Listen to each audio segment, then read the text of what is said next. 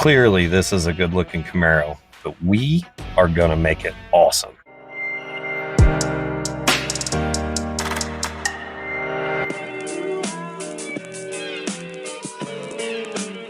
So today we got this bitchin' Camaro with us. Sorry about my voice. I'm still trying to recover from laryngitis. Now this car was at Cavalcade.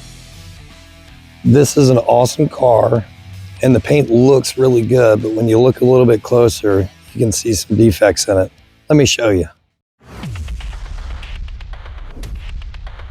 It's a little bit easier to do voiceover, especially when I have my voice back. And I tell you, the cut on this video is horrible. Now, initial glance, this vehicle looks awesome, but you get a little bit closer, you can see the love marks in it. This is from years of caring and rubbing, and I love my car. That's why they call them love marks, because the people that own these cars love their cars. And they don't like to see them dirty and dingy and, well, in this case, they don't like to see swirl marks in it. And this is how we're going to make this even better.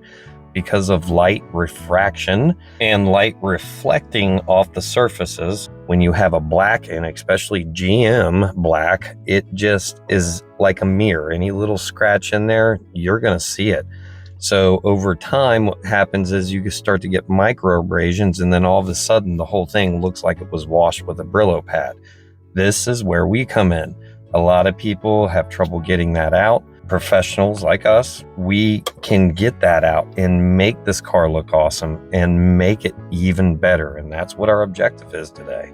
Now, you definitely have to admit, no matter how biased you are either way, that this is definitely the epitome and the nostalgia of American muscle. And the only reason I say that is, well, because it possibly has weapons of mass destruction.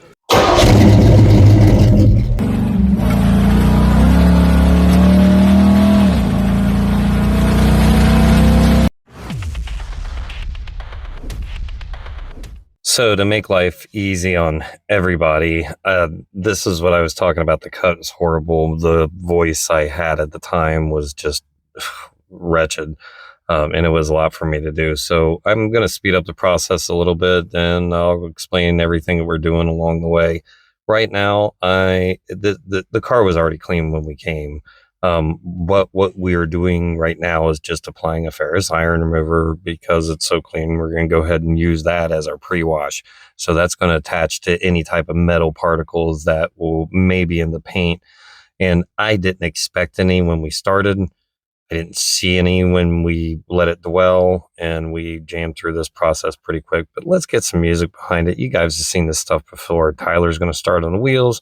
I'm going to go around and do a pre-rinse on it, and we're just going to get it prepped.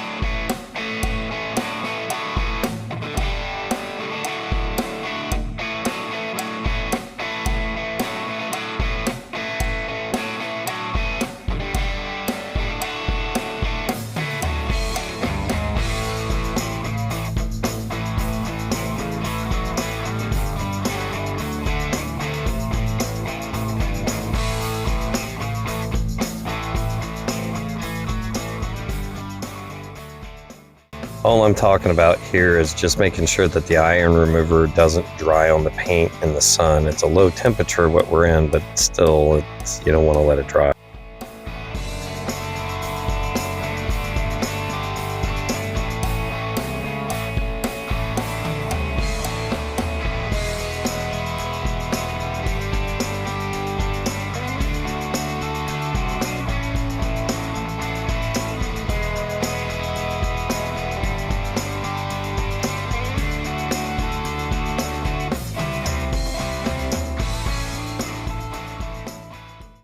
Now, what I'm talking about here is using a wax stripping soap, and it's vitally important that you get all waxes, sealants off of that paint prior to you starting. So this is a big deal about the paint decontamination. When we go through and do a paint decontamination, we're getting not only ferrous metals out of the paint, but we're getting other things. It could be fallout, it could be tree sap, it could be anything that could disrupt our pads prior to us starting. We are all done with our decon wash, and it is prepped and ready to go. No waxes, no sealants on it. This is bare clear coat that you're looking at. Now tomorrow he's going to drive it to work. We're going to polish it out through a 2-step polish and a 7-year coating on this. Wait until you see how this turns out. We are all done with our decon wash, and it is the next day. We are at this gentleman's work. It's not the most ideal condition, but it's the best place for us to finish this. We have 3 people with us, and it's going to make it a lot easier to buzz through this because this is a lot of work. So, by the way, we are at Eastgate Custom Graphics. Now, these guys make some of the best hoodies in America, and you can see me talking about it here. It's a small place, but they just pump that stuff out. These guys make awesome shirts, jackets. Just look at ours. It's just, they pump out good work. If you ever need something done, make sure you check them out. I'll put their link in the description. Right now, I'm discussing how we are going to go about tackling this project. So it's our plan of attack is what I'm initiating right now. And what we're going to do is we're going to go through and give it a quick wipe down because, well, he drove it to work.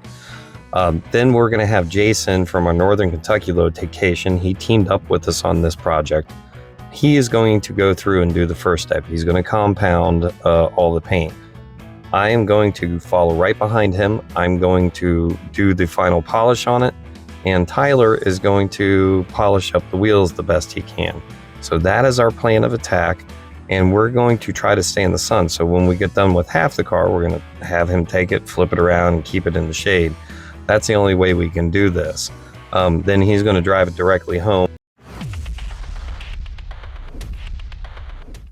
So the proof's in the pudding. We're done with this side of the vehicle. I think I still had a little bit of polishing to do, but you can see the swirl marks that were there before, the love marks that were there before are no longer there. And we spent some time on the polishing and compounding of this.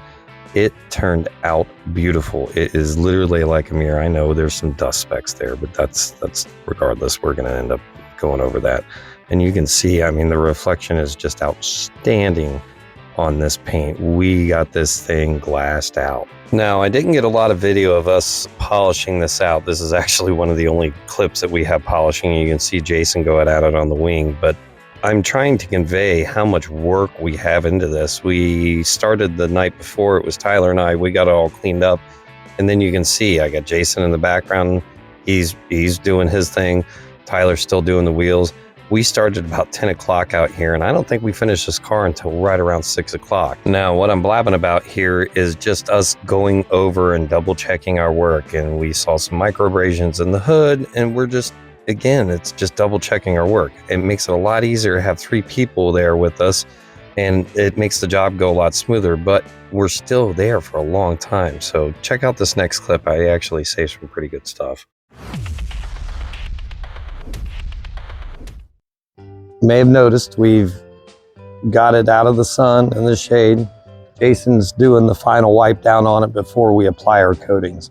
So that's the thing about the coatings. Since they don't go away, since the coatings don't go away, whatever's here on the paint, it needs to be as best as it possibly can before we encapsulate it, because that's kind of really what we're doing. We're taking our good work and encapsulating it in glass. We're making this thing stay like this. That's the big deal about the coatings. So whereas opposed to a wax, you do a wax, you gotta sit there and come back and do the wax again. And you gotta do it again. And then you get micro abrasions in the paint because you're applying wax. It's just this rabbit hole that you go down.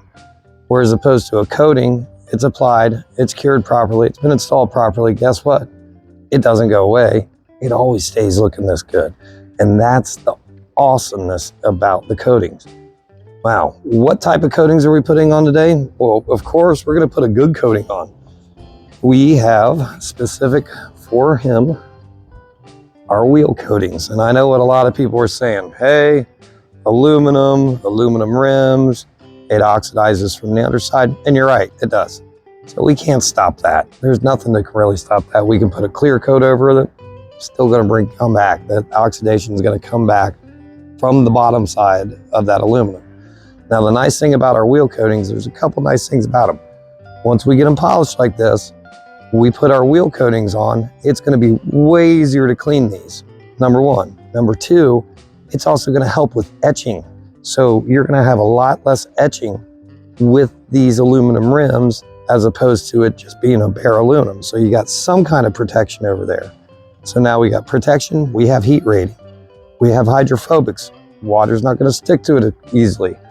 There's a lot of advantages to putting a coating on an aluminum rim as opposed to not. So it would make more sense to put an aluminum rim.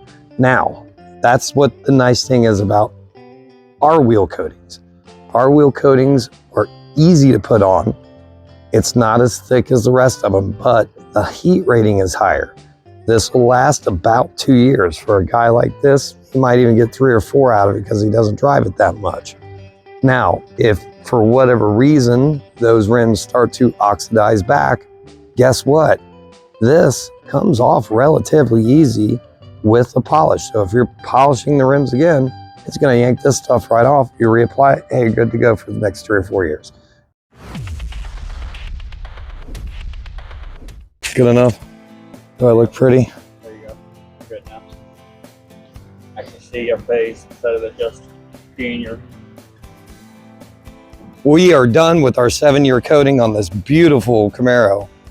We definitely tried our best to glass it out. It's an older vehicle. It's got some imperfections in the paint, but man, this thing looks awesome. Check it out.